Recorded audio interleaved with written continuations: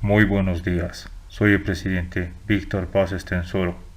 El día de hoy les vengo a explicar sobre la Revolución de 1952. Les invito a suscribirse a este canal y dar un me gusta al video para expandir esta información. Comencemos. Un poder opresor, un pueblo luchador, una revolución inspiradora.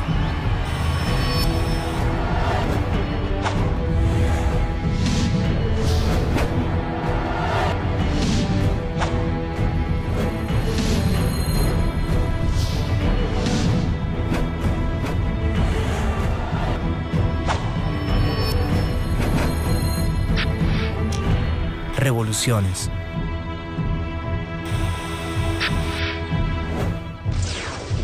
Revolución de Bolivia.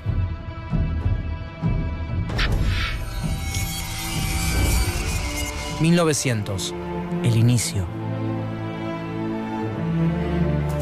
A principios del siglo XX, en Bolivia, las clases sociales se dividen según la raza. Gobierna el país el estrato más alto, una minoría blanca compuesta por empresarios mineros, latifundistas y políticos. Más abajo se encuentran las clases medias, profesionales, empleados privados y estatales, estudiantes y los trabajadores de las minas. En el escalón más bajo están los pueblos indígenas, que representan el 60% de la población. La economía del país está sustentada por la extracción de estaño, una industria que deja a los privados más ganancias que al propio gobierno. Esa extracción, a su vez, se sostiene por la explotación inhumana de los trabajadores. Poco ha cambiado desde la conquista española. Ni la ambición sobre las riquezas, ni la pobreza del pueblo, ni el deseo de terminar con la dominación.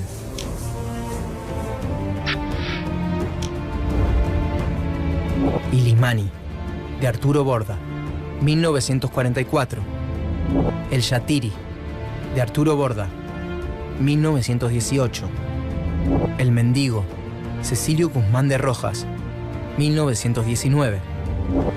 Las empresas mineras tienen controlado al Estado boliviano y la oligarquía terrateniente concentra tierras expropiadas a los indígenas, que además se hallan presionados por los altos impuestos y son forzados a trabajar gratuitamente tanto para la prestación vial en la construcción de puentes y caminos como en las haciendas de los terratenientes. Como el voto está prohibido para los analfabetos, las clases bajas no pueden terminar con ese dominio. 1932. La Guerra del Chaco. En 1932 estalla una guerra entre Bolivia y Paraguay por el Chaco Boreal. El campo de batalla y las trincheras acercan a clases bajas y medias bolivianas, y de ese intercambio muchos indígenas aprenden de derechos, de política y de armas de fuego, mientras las clases medias descubren la miseria en los campos y en las minas que sufren sus compatriotas más pobres. En esa comunión de clases nace la conciencia de la situación del pueblo boliviano. En 1935, Bolivia pierde la guerra, y esto provoca en la población el surgimiento de un gran sentimiento nacionalista. Muchos jóvenes del ejército, que repudian la actitud incompetente de sus jerarcas durante la guerra, entran a la política. Estos jóvenes oficiales inauguran un periodo de golpes de Estado y de gobiernos militares de izquierda que nacionalizan la petrolera estadounidense Standard Oil y crean los yacimientos petrolíferos fiscales bolivianos, promueven la sindicalización obligatoria de los trabajadores y crean un nuevo código del trabajo que reduce la jornada y establece un seguro social. 1939. Golpe de derecha. En 1939, el socialismo militar es desalojado del gobierno por la oligarquía, que retoma el control del Estado y coloca como presidente a Enrique Peñaranda, quien se vincula fuertemente con los Estados Unidos, prometiéndoles los minerales necesarios para la campaña de la Segunda Guerra Mundial que está en marcha.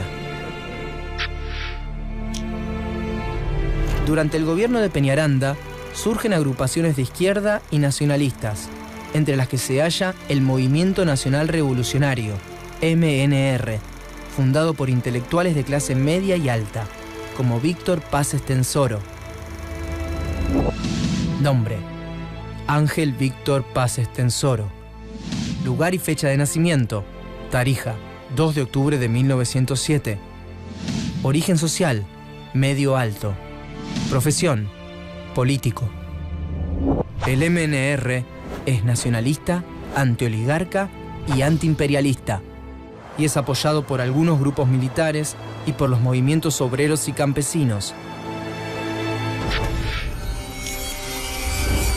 1943. Golpe a golpe.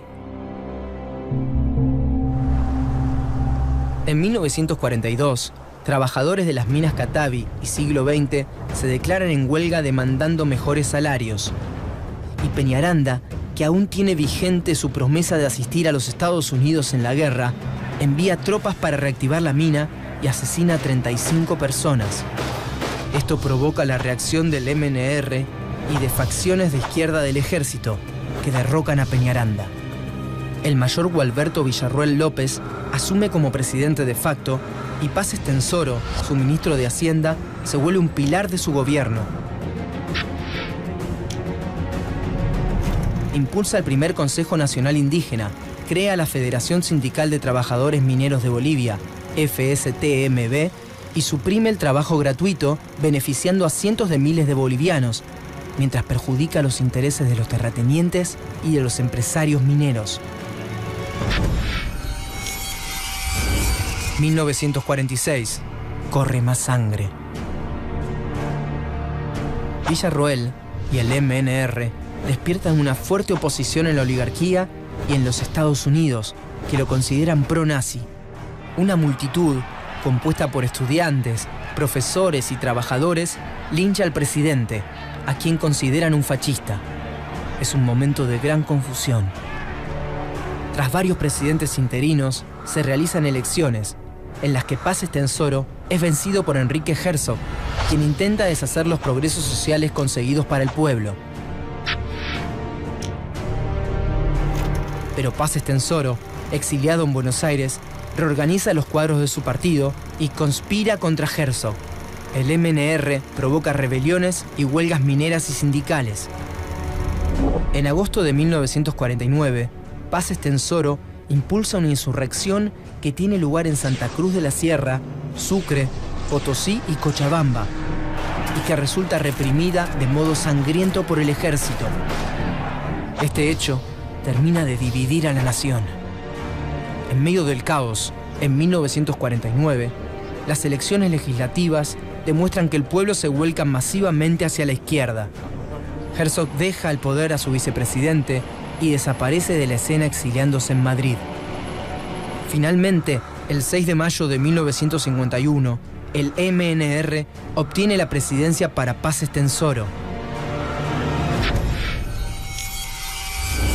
1952. El pueblo al poder.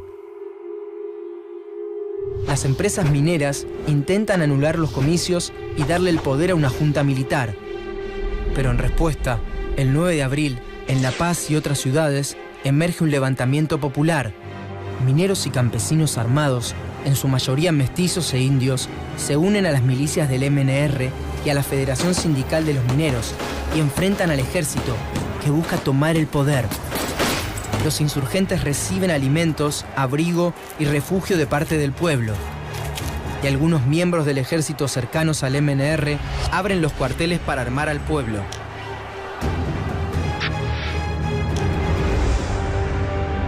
Plaza Murillo, La Paz. Diario La Razón, 1952. Revolución en La Paz. Diario La Razón, 1952. Campesinos armados. Diario La Razón, 1952. Finalmente los revolucionarios triunfan y el 14 de abril Estenssoro es recibido en La Paz, desde donde gobierna 4 años, durante los cuales se reorganiza el ejército con oficiales cercanos ideológicamente, se nacionalizan las minas y se crea la empresa minera del Estado. Se formulan las primeras propuestas de reforma agraria y se instaura el sufragio universal. La revolución inspira la lucha revolucionaria en América Latina. En junio de 1960, Paz Estenssoro vuelve a ser elegido presidente. Un año después, Una nueva constitución que permite la reelección causa la división interna del MNR. El presidente pierde muchísimo apoyo del pueblo y de su propio partido. 1964. El fin de la revolución.